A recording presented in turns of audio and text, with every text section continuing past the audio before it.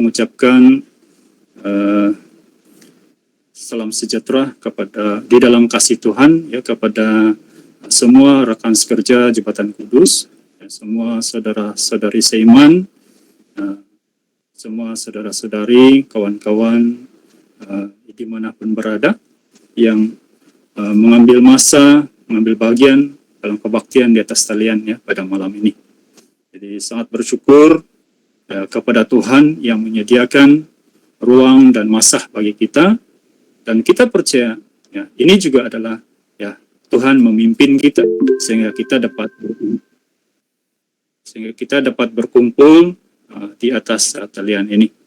Baik, selanjutnya terlebih dahulu kita ya menjemput ya beberapa kumpulan choir untuk mempersembahkan lagu.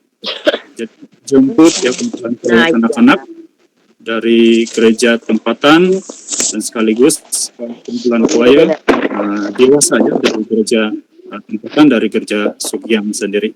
Jadi masa dan tempat kita mempersilahkan mereka.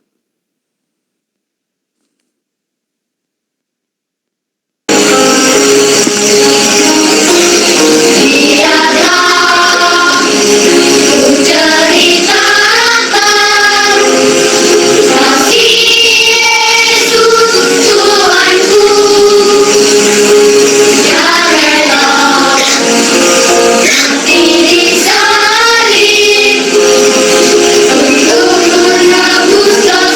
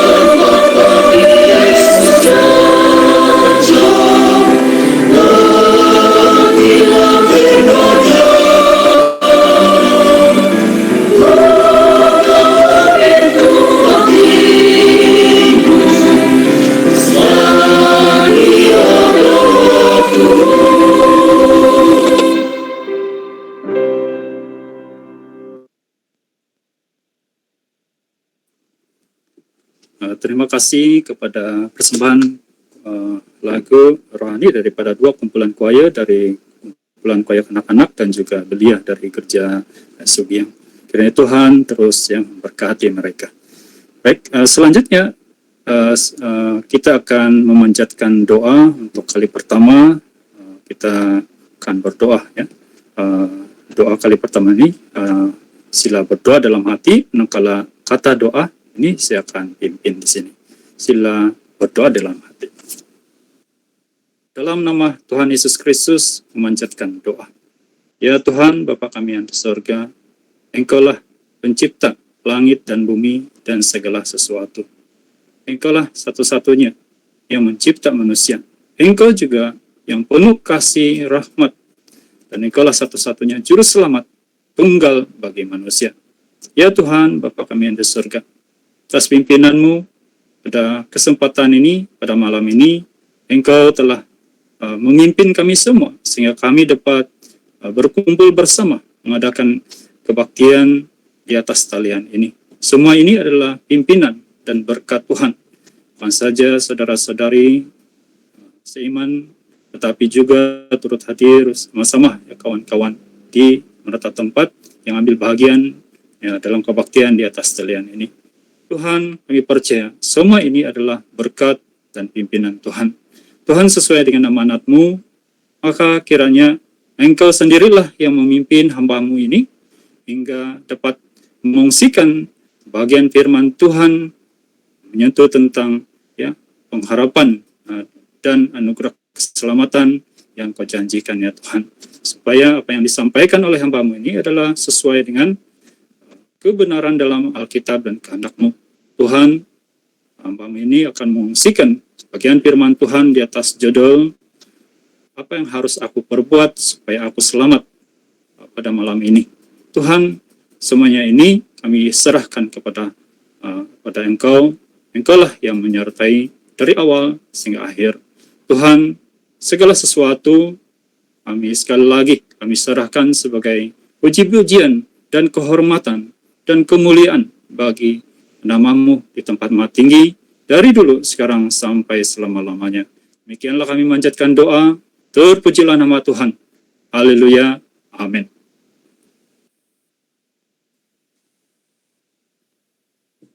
Sekali lagi ya, mengucapkan salam sejahtera, salam sukacita ya kepada semua yang hadir di atas talian ya dalam kebaktian pada malam ini.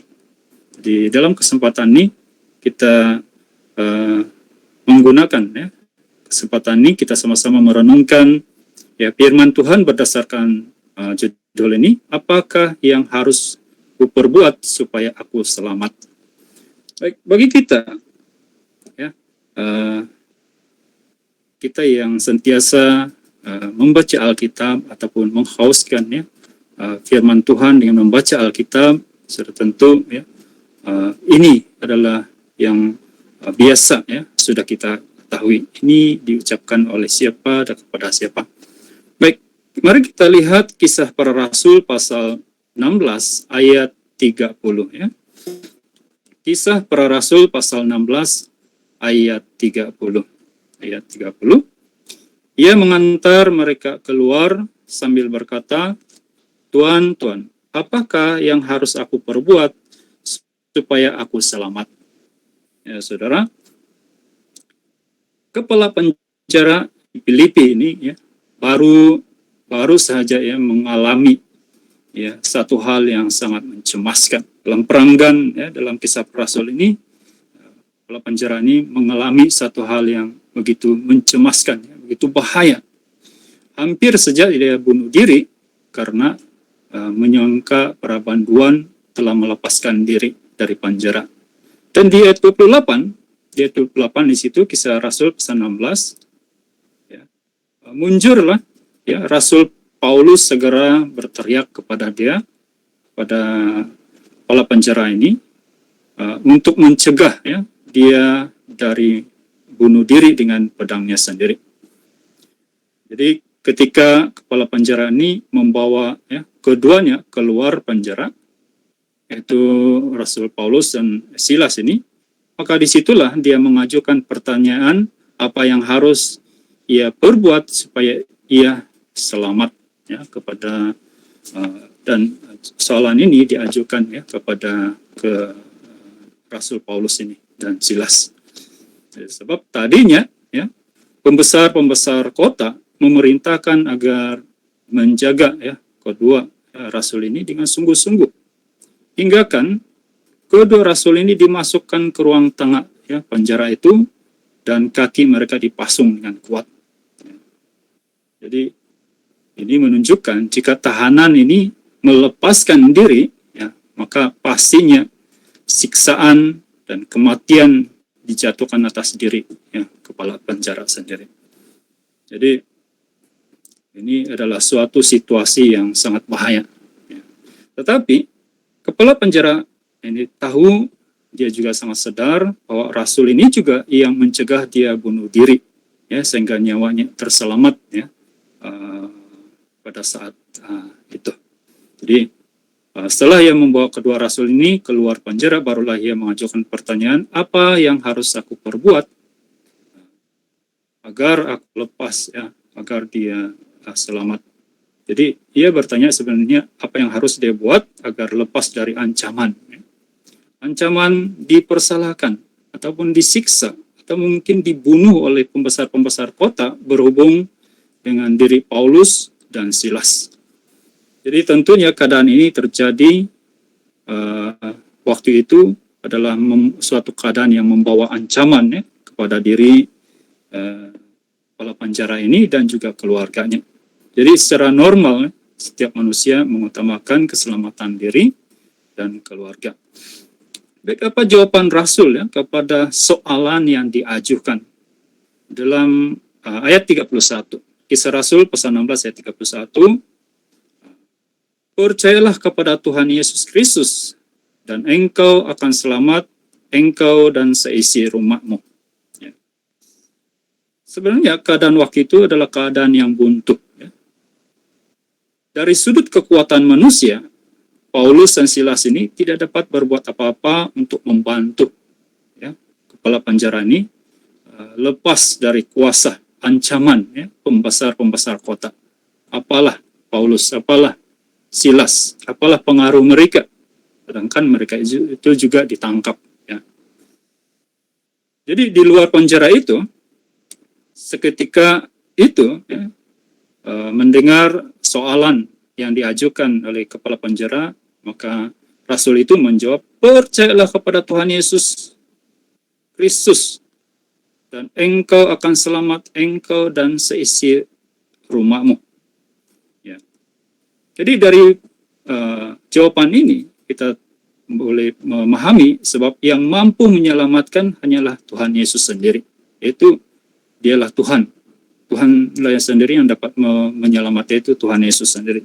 Sebab itu, karena ambil langkah untuk percaya kepada Tuhan Yesus. Inilah jalan satu-satunya untuk selamat. Inilah pintu pengharapan yang terbuka ya, bagi kepala penjara. Jadi di ayat 32, kita dapat perhatikan ini di rumah ya kepala penjara. Rasul Paulus dan Rasul Silas ini ya, memberitakan keselamatan Tuhan Yesus. Ya. Jadi keselamatan ini adalah keselamatan yang sesungguhnya, yang benar. Ya. Apakah keselamatan yang diberitakan? Yaitu keselamatan yang berasal dari firman Tuhan, yaitu Injil keselamatan Tuhan Yesus. Ini adalah kebenaran yang harus ya, diketahui, yang dipahami, yang harus dipahami sesungguhnya oleh setiap orang. Jadi di rumah, ya, lokasinya di rumah kepala penjara ini, berita firman Tuhan disampaikan. Nah, di ayat 32 itu mereka maka disampaikan ya, berita firman Tuhan. Nah, di situ. Baik, dari berita firman Tuhan, sebenarnya kita dapat renungkan apa ancaman yang dihadapi manusia ya menurut firman Tuhan, menurut Injil Tuhan. Ancaman yang dihadapi oleh manusia. Ya. Jadi kita renungkan ancaman yang dihadapi ya oleh manusia berdasarkan firman Tuhan. Dari ya kita dapat lihat juga kitab Ayub pasal 14 ayat 1. Dalam kitab Ayub pasal 14 ayat 1, kalau kita perhatikan ayat itu, ya, manusia ini yang lahir dari perempuan ini, ya, singkat umur penuh gelisah. Nah, inilah hakikat kita yang lahir di dunia ini. Inilah hakikat yang akan dihadapi oleh seorang manusia, penuh kegelisahan. Bahkan di Ibrani pasal 9 ayat 27, di sana ada mencatatkan ya, sama seperti manusia ditetapkan untuk mati hanya satu kali saja. Jadi di dunia ini kita ini gelisah. Kita berhadapan dengan kegelisahan. Kita berhadapan dengan bahaya, bahkan bahaya maut, ya, bahaya kematian. Seperti inilah yang kepala penjara rasakan. Dia gelisah. Ya. Dia ini karena ya ada tekanan yang berat dan ya yang dari pembesar kota itu. Jadi kegelisahan itu adalah tekanan yang berat yang membawa penderitaan. Ya. Tentulah disiksa, dianiaya, dihukum mati oleh pembesar-pembesar kota adalah yang membayangi pemikiran dan pertimbangan kepala penjara ini. Sebab di Kisah Rasul pasal 16 ayat 23 tadi ya telah diperintahkan sungguh-sungguh. Artinya ini adalah suatu tekanan ya, satu kuasa yang menekan. Kalau ada terjadi sesuatu saja yang kepada ya banduan itu ataupun ya yang ditangkap itu atau misalnya terlepas, pastilah itu membawa ya suatu kebimbangan yang besar. Jadi di ayat 27 itulah kita dapat lihat Kisah Rasul pasal 16 ayat 27 itu, apabila ya kepala penjara itu terjaga dari tidurnya, dia lihat pintu-pintu penjara itu terbuka, dia mau hunus pedangnya hendak bunuh diri. Jadi artinya dia sangat tahu ya kesan kalau terjadi hal yang bertentangan dengan perintah ya pembesar kota ini.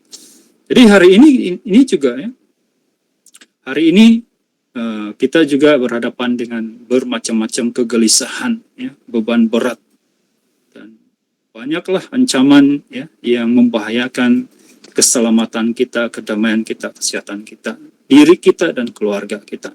Jadi semua ini adalah suatu yang dihadapi oleh kita yang lahir ya, yang lahir dalam dunia ini, hal yang kita hadapi dalam jasmani kita. Jadi karena tadi ya jawaban ya Paulus dan Silas percaya kepada Yesus. Jadi kita renungkan hal ini. Apakah Rasul Paulus dan Silas tidak merasakan, tidak memahami apa yang dirasakan oleh kepala penjara?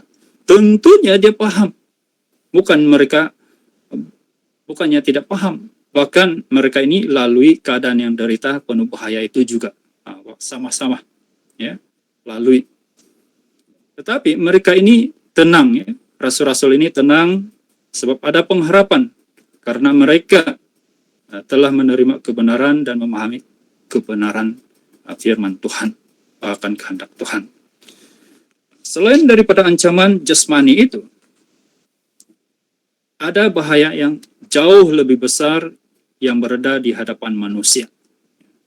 Inilah yang sebenarnya arah yang kita dapat lihat yang hendak Tuhan sampaikan dari peristiwa yang terjadi ini. Jawaban kepada soalan yang diajukan itu. Ada bahaya yang jauh lebih besar pada di hadapan manusia yang harus dihindari oleh manusia. Ya.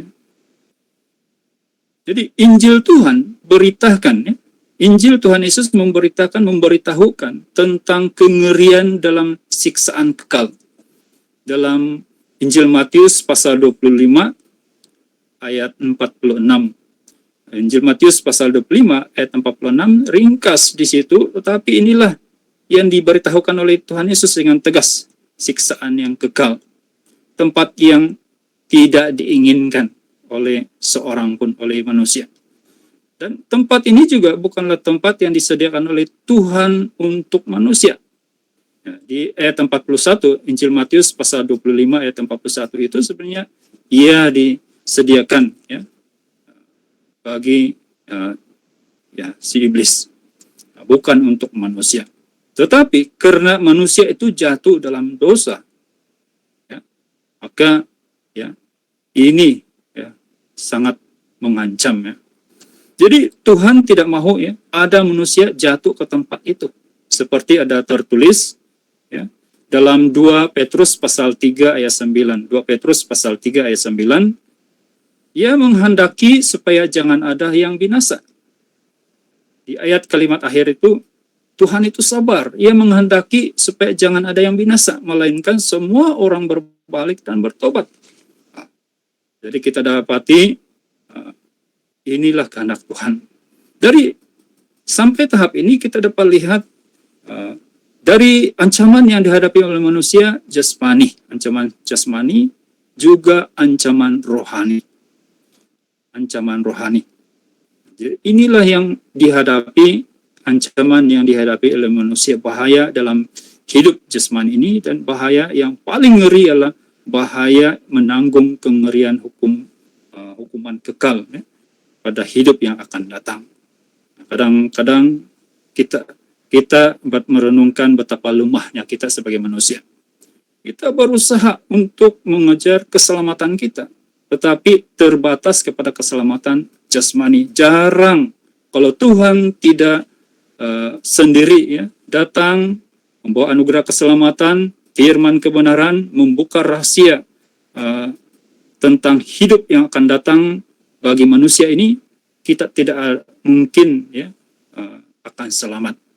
Tetapi ya Tuhan sudah memberitahu bahwa ancaman yang paling besar dalam hidup kita ini ialah inilah kengerian ya, hukuman kekal, hidup di dalam rohani, ya hidup yang akan datang.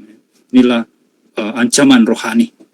Jadi dua ancaman ini adalah hal yang kita tidak mau. Kita mau mengelak.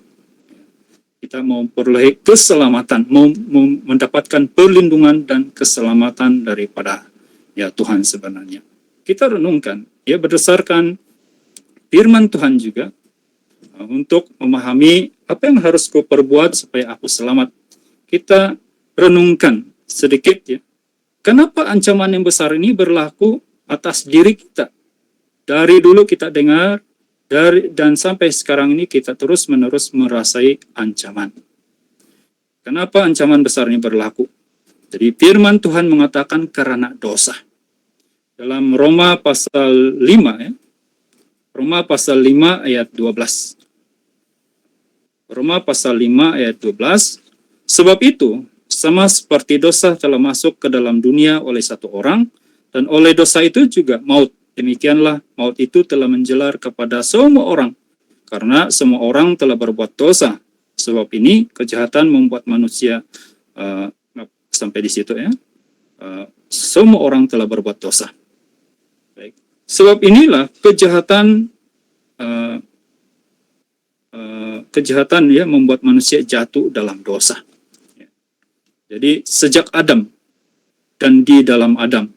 Ya, berdasarkan ayat 12 tadi yang diilhamkan oleh Tuhan, yang disampaikan oleh Rasul Tuhan Yesus, di dalam Adam. Semua manusia itu dari generasi ke generasi adalah keturunan Adam, adalah orang-orang berdosa.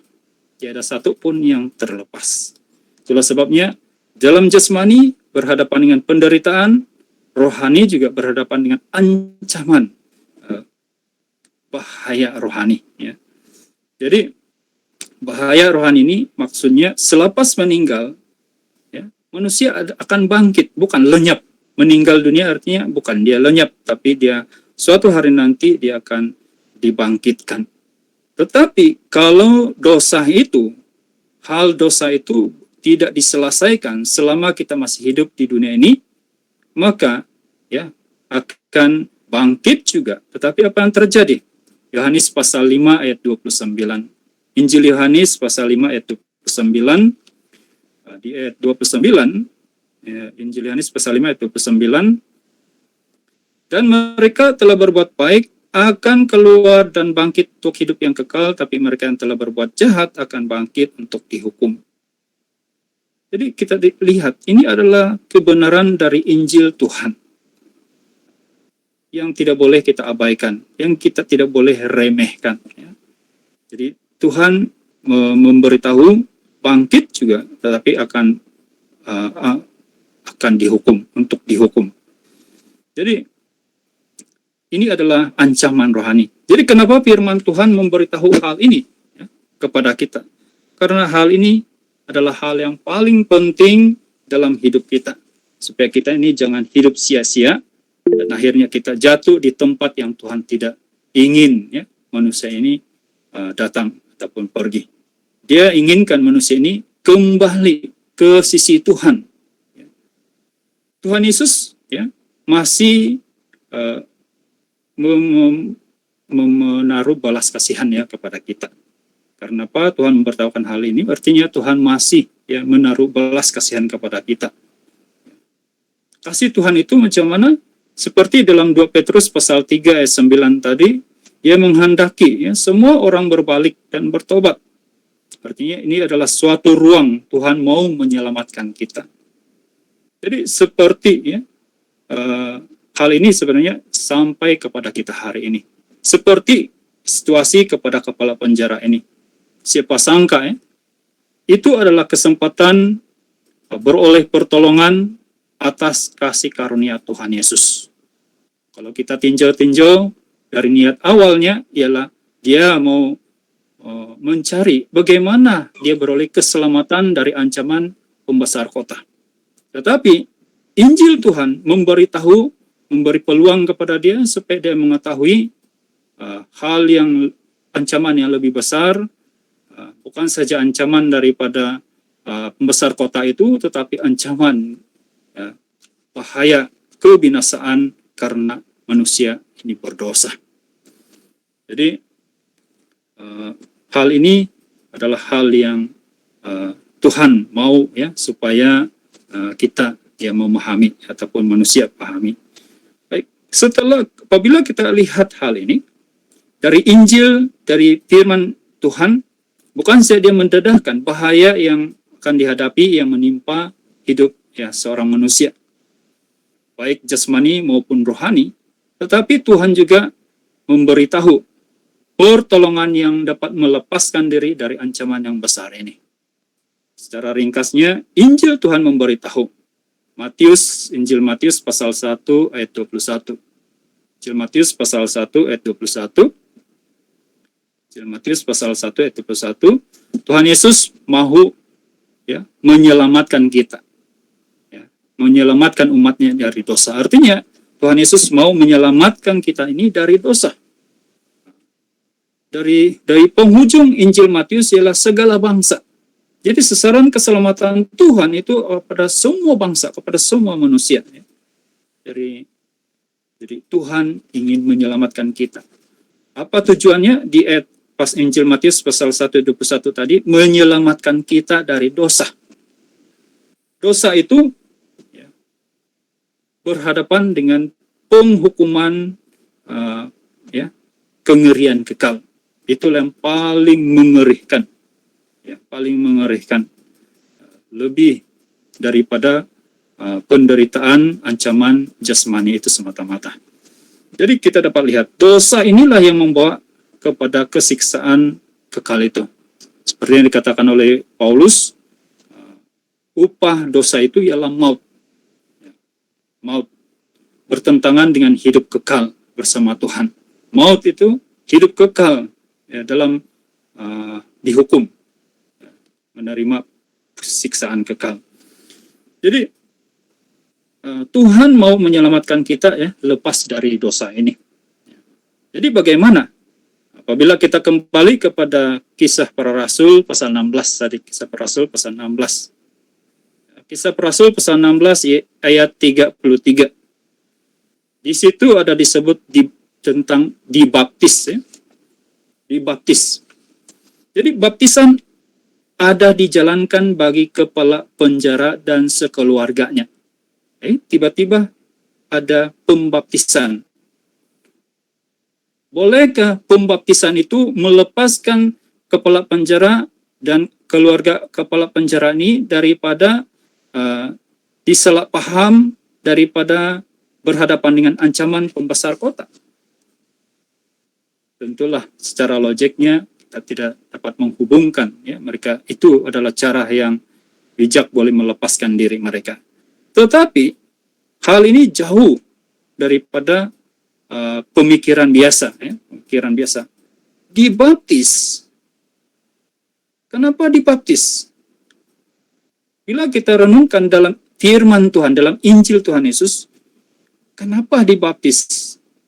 Dalam Kisah Rasul pasal 2 ayat 38, Kisah Para Rasul pasal 2 ayat 38, untuk pengampunan dosa.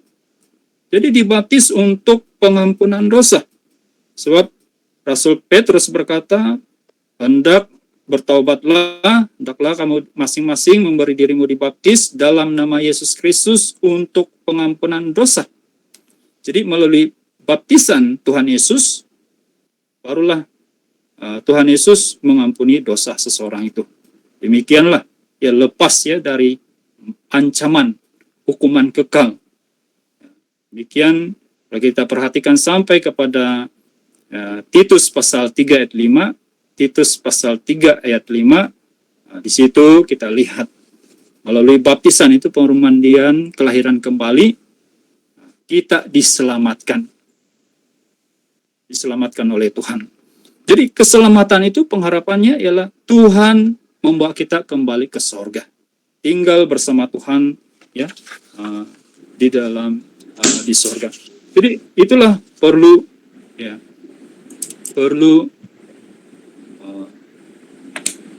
baptisan ini supaya lepas dari ancaman yang besar ini. Baik, kita renungkan apa makna keselamatan ini bagi diri kita, bagi diri saya.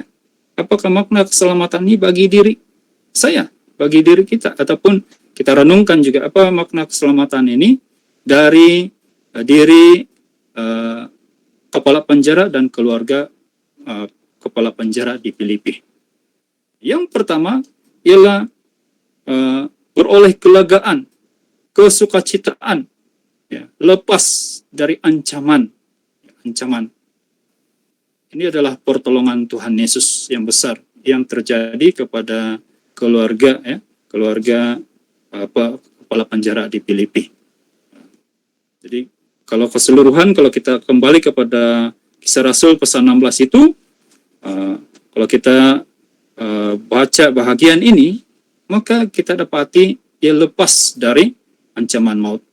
Kedua, apa makna keselamatan ini bagi diri kita? Kita boleh renungkan. Yang kedua ialah kita dapat menerima berkat rohani dan pengharapan rohani. Itulah keselamatan. Keselamatan dari Tuhan yang akan membawa kita kembali tinggal bersama-sama dengan Tuhan selama-lamanya. Tetapi kalau dosa itu tidak diselesaikan, tidak ada harapan. Tapi Tuhan memberi pengharapan dan jalan, yaitu supaya kita ini dapat beroleh pertolongan daripada Tuhan.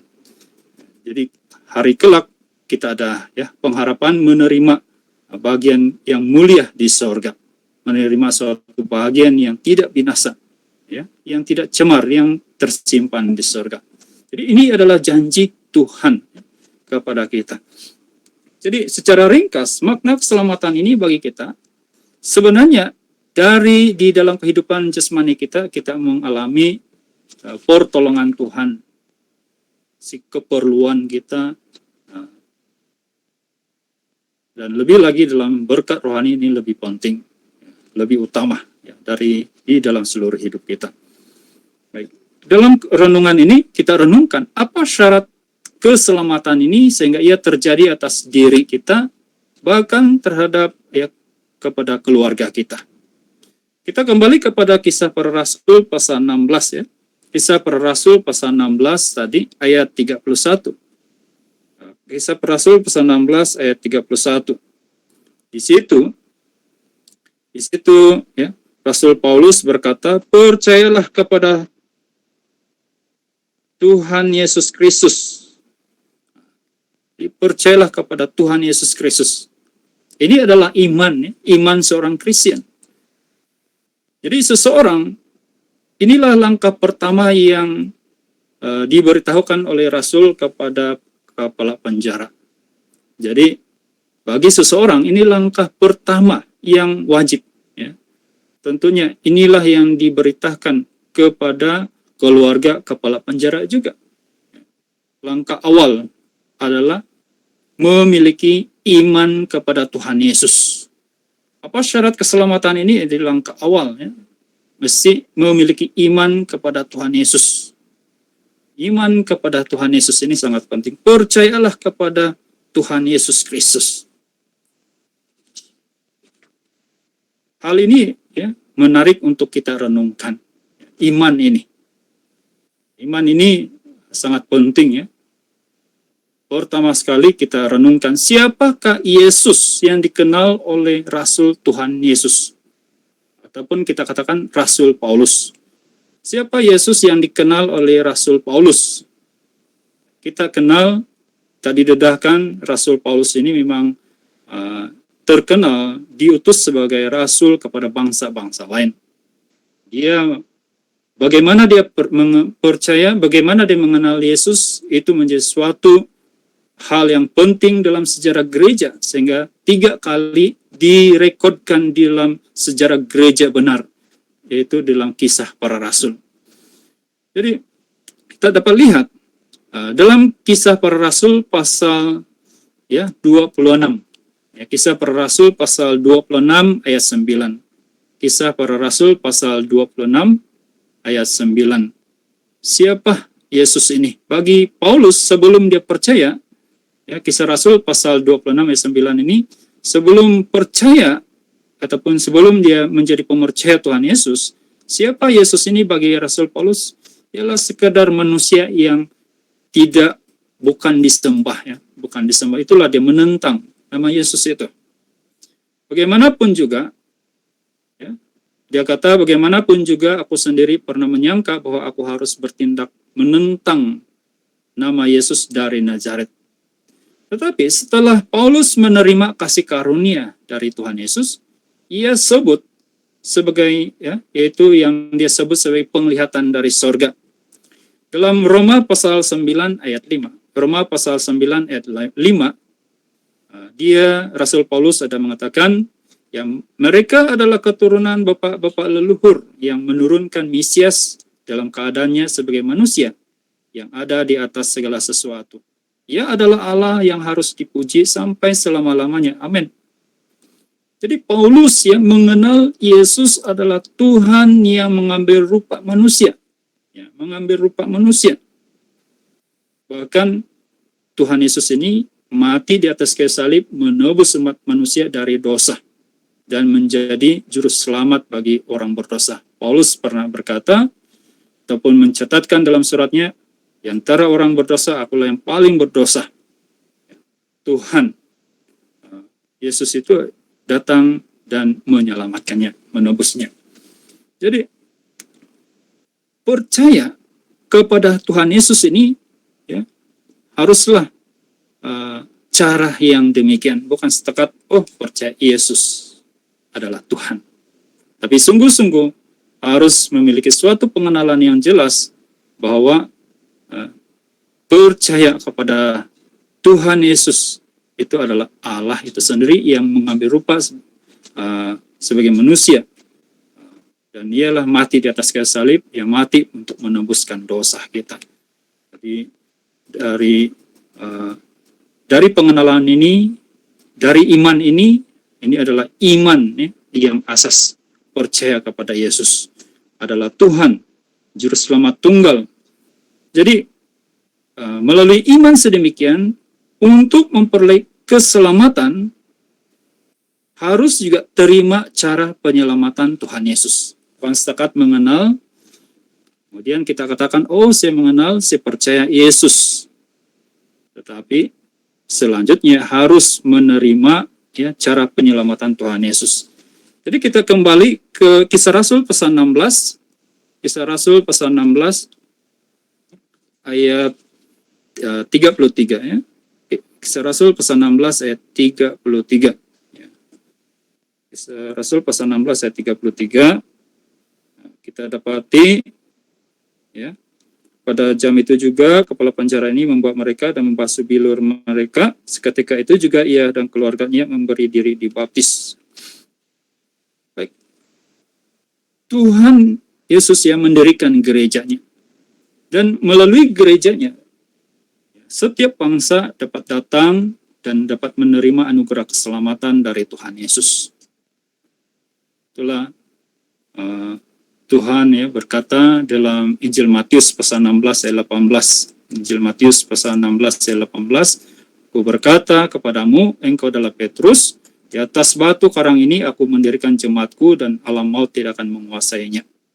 Jadi mendirikan ya jemaat Tuhan Yesus, inilah gereja Tuhan Yesus sendiri. Alam maut tidak menguasainya. Jadi ada kuasa Tuhan. Dan ayat 19 itu kunci kerajaan sorga. Jadi ada kuasa gereja untuk mengampuni dosa. Itulah kita dapati dalam sejarah gereja awal ya. Apa yang terjadi kepada diri Rasul Paulus ialah pertama, setelah dia mengenal Yesus, maka di Kisah Para Rasul pasal 22 ayat 16, Kisah Para Rasul pasal 22 ayat 16, ia menerima baptisan. Ya.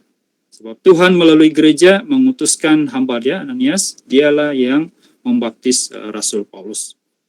Jadi sekarang Rasul Paulus diutus ya oleh Tuhan Yesus oleh gerejanya, maka kepala penjara ini dan sekeluarganya dibaptis untuk pengampunan dosa. Jadi kita dapat lihat ya, Tuhan mau menyelamatkan bukan seorang, Tuhan mau kita bahkan sesi keluarga kita selamat. Ya, seperti ya ini keluarga kepala penjara ini, dia bukan saja kepala penjara itu, tetapi si rumah dia sendiri. Jadi mereka menerima baptisan. Jadi anugerah keselamatan ini sebenarnya sehingga sekarang masih terbuka ya di dalam gereja benar, Jadi ini karena ini adalah keselamatan yang besar yang diberikan oleh Tuhan, maka ya ada ya pesanan ya yang selalu kita dapat lihat di dalam Alkitab. Jangan lepaskan kesempatan, jangan kita sia-siakan rahmat Tuhan. Kita lihat 2 Korintus pasal 6 ayat 2.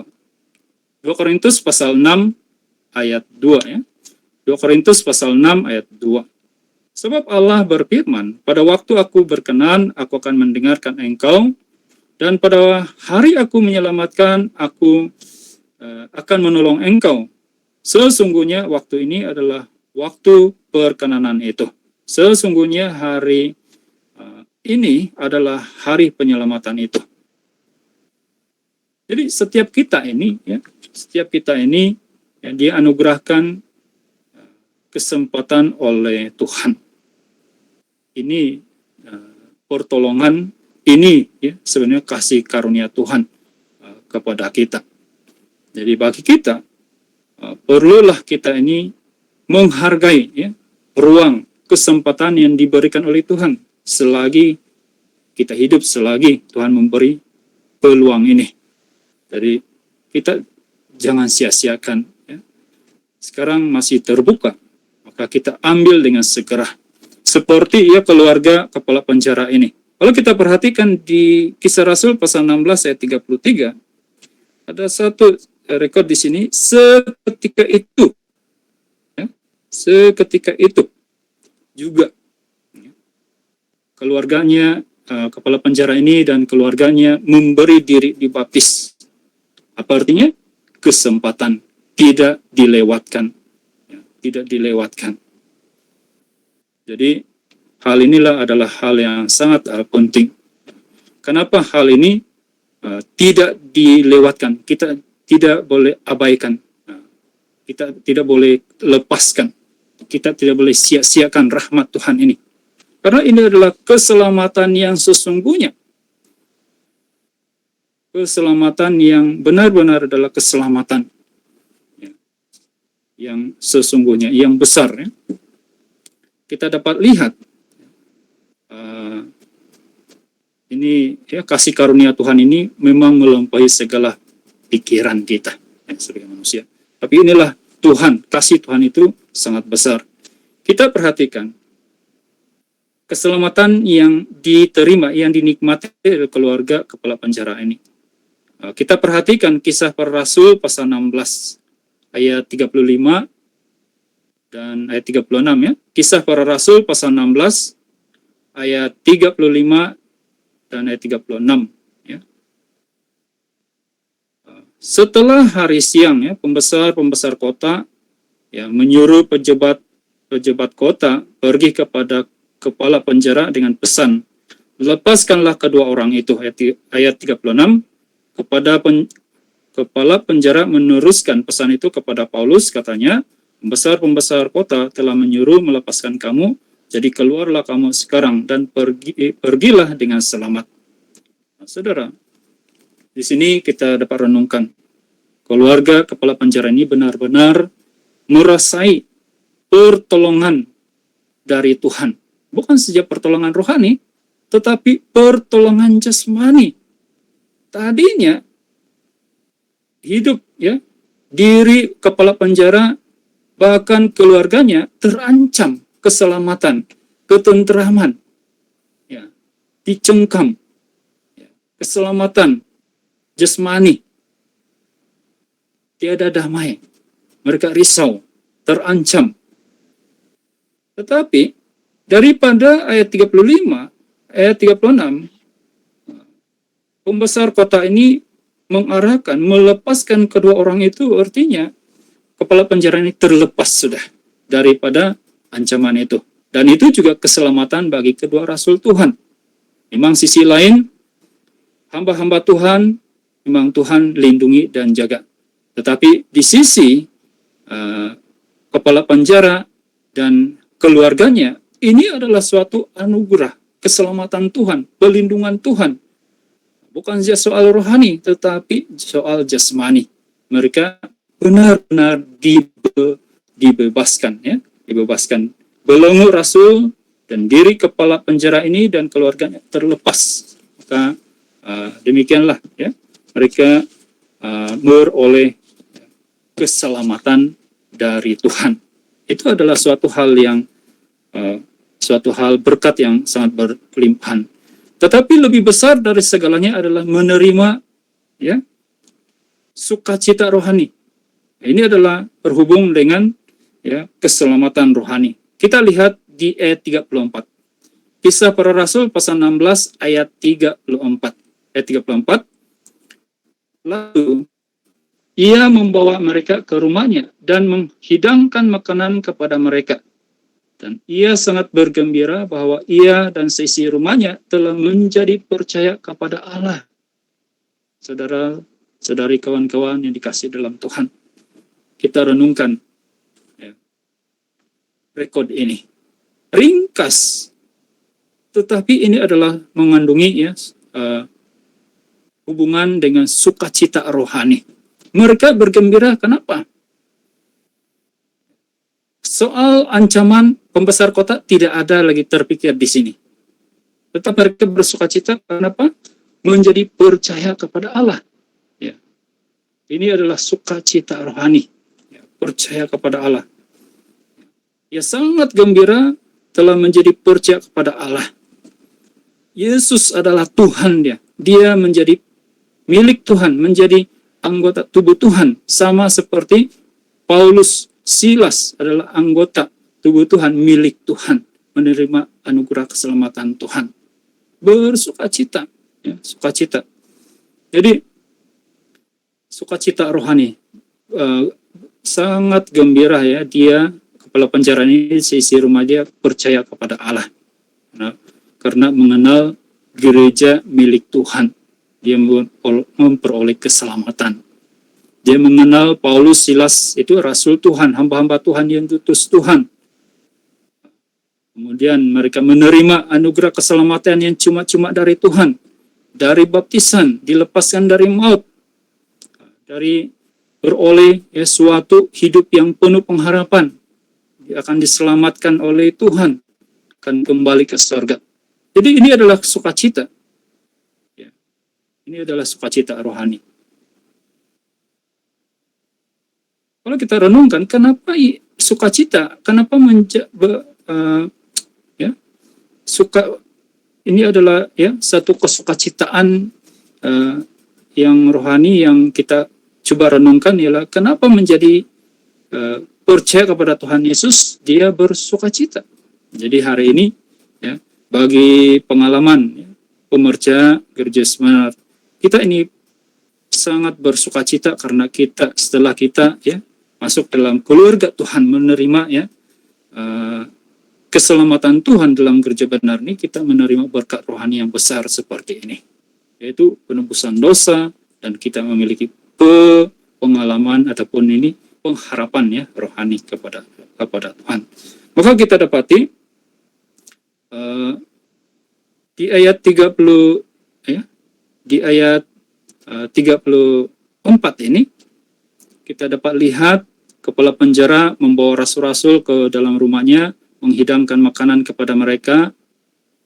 Nah, kalau kita perhatikan, ini adalah hakikat pelayanan, ini adalah persembahan kepada Tuhan di dalam gereja. Kalau kita lihat, ini juga adalah ya tanda dari rasa syukur atas kasih karunia Tuhan. Atas kasih karunia Tuhan. Jadi itulah kita dapat belajar setelah kita ya bagi pemercaya, setelah kita menerima kasih karunia yang begitu besar dari Tuhan, maka kita melayani Tuhan dengan saling mengasihi, saling melayani. Bahkan kita memiliki ya saling berkongsi sukacita rohani ya dalam persekutuan rohani di dalam tubuh Tuhan Yesus. Nah, inilah kita dapat lihat kenapa kepala penjara ini dan sekeluarganya ya sangat gembira karena telah menjadi percaya kepada Allah. Ya. Ini lebih daripada hal ya, daripada ancaman. Ya. Percaya kepada Allah ini mereka bersukacita, bukan lagi mereka memikirkan tentang soal ancaman kota itu, ya, pembesar kota itu. Sebab di kemudian barulah diberitahu pembesar kota melepaskan kedua rasul itu, dan ternyata ya barulah ada kelegaan dari segi jasmani. Jadi pertama-tama mereka bersukacita karena menerima ya keselamatan rohani Dan selanjutnya, Tuhan juga yang penuh kasih, dia memberikan keselamatan jasmani. Jadi dari kesempatan ini kita merenungkan, berkongsi firman Tuhan dengan merenungkan satu persoalan, apa yang harus kuperbuat supaya aku selamat. Jadi kita dapat sama-sama merenungkan misi firman Tuhan yang kita renungkan, ancaman yang dihadapi oleh kita, oleh manusia ini menurut firman Tuhan, menurut Injil Tuhan. Kenapa ancaman yang besar ini berlaku? Pertolongan yang bagaimana yang dapat melepaskan kita dari ancaman yang besar ini? Apakah makna keselamatan ini bagi diri kita? Apakah syarat keselamatan ini? Nah, inilah yang kita renungkan. Dan hal ini adalah yang kita tidak lepaskan, kita tidak sia-siakan rahmat Tuhan ini. Kenapa? Inilah keselamatan yang sesungguhnya. Jadi seperti ya, kata Tuhan, Injil Yohanes pasal 6 ayat 37. Injil Yohanes pasal 6 ayat 37, semua yang diberikan Bapa kepadaku akan datang kepadaku, dan barang siapa datang kepadaku, ia tidak akan kubuang. Jadi kita dapat lihat di sini, dengar di sini, keselamatan Tuhan sediakan bagi kita yang mencarinya.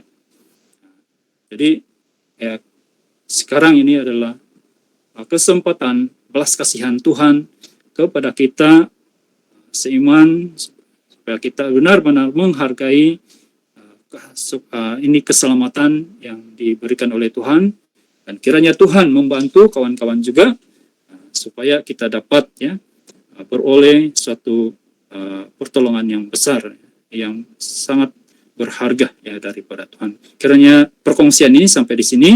Kiranya Tuhan terus ya membantu kita. Baik, selanjutnya kita beralih kepada persembahan choir. Kita akan menjemput dua kumpulan choir. Ya, yang pertama kumpulan choir Sungai Api yang akan menyampaikan dua lagu, dan seterusnya kumpulan choir gabungan Sabzan Kemabung, dua lagu. Jadi tempat dan masa kita persilahkan mereka.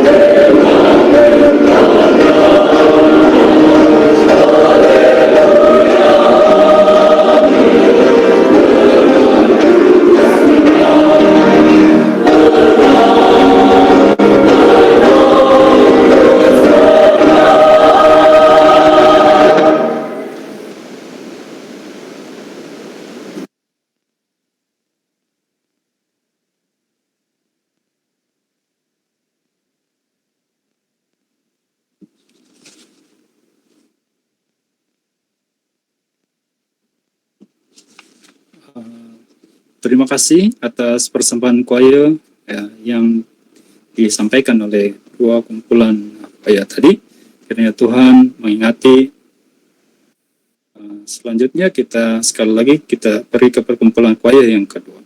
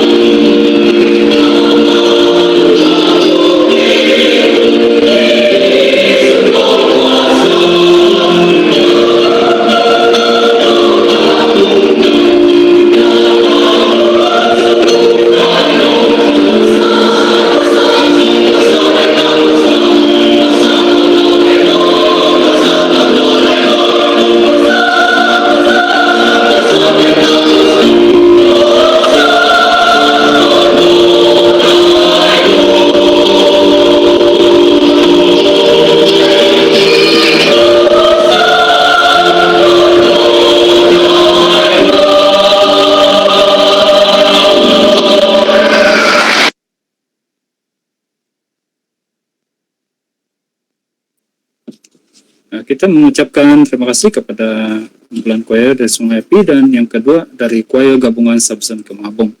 Ya, Tuhan dimuliakan. Baik, selanjutnya kita akhiri kebaktian kita pada malam ini dengan doa. Suka juga saya kongsikan kepada kawan-kawan khususnya cara doa ya di dalam gereja Yesus benar. Kita akan berlutut, kita akan jabatkan tangan, dan kita pejamkan mata. Selepas itu ya, kita mulakan doa kita dengan menyebut di dalam nama Tuhan Yesus saya berdoa. Dan kita ulang-ulang ya, sebut kalimat haleluya. Dalam hati kita curahkan segala isi hati kita, segala sesuatu yang kita mau sampaikan kepada Tuhan. Dan akhir sekali doa kita akan diakhiri dengan sebutan amin. Baik, sekarang mari, dan satu lagi di dalam gereja sebenar yang karena disertai Roh Kudus akan yang ada Roh Kudus akan berdoa dalam bahasa Roh Kudus. Mari kita juga mendoakan ya hari esok ya, perjalanan kebaktian kebangunan rohani kita yang masih menggunakan Google Meet ini, dan kita bantu doa supaya segala sesuatu berjalan sesuai dengan kehendak Tuhan, dan segalanya lancar dan dapat membangun jemaat dan dapat memuliakan Tuhan. Mari kita sama-sama berlutut dan berdoa.